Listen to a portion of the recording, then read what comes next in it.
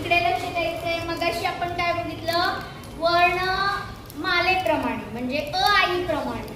पण आता कशाप्रमाणे बघायचंय, बाराखडीप्रमाणे.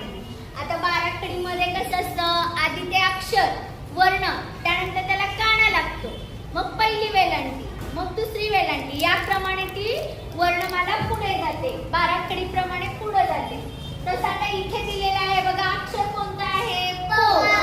आणि प पासून तयार होणारे बाराखडीतले वेगवेगळे शब्द. हा शब्द कोणता, हा आणि हा.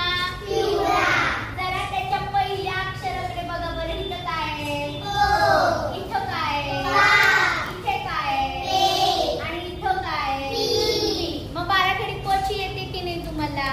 मग मला सांगा, याच्यामधला पहिला काय येतं रे, म्हणजे पगार. हा कितवा येणार, पहिला शब्द. आता त्यानंतर कोण येतं सांगा बरं, यातलं काना येतो, म्हणजे याला दुसरा क्रमांक येणार.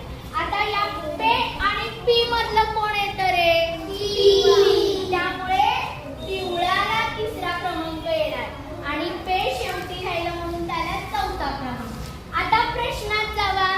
प्रश्नात तुम्हाला कितवा विचारलेला आहे, तिसऱ्या. मग सांगा तिसऱ्या क्रमांकावरती कोण आलेला आहे, पिवळा. म्हणजे तुमच्या उत्तराचा क्रमांक किती असणार, 4. 3 नाही. कितवा उत्तराचा क्रमांक, 4 असणार आहे.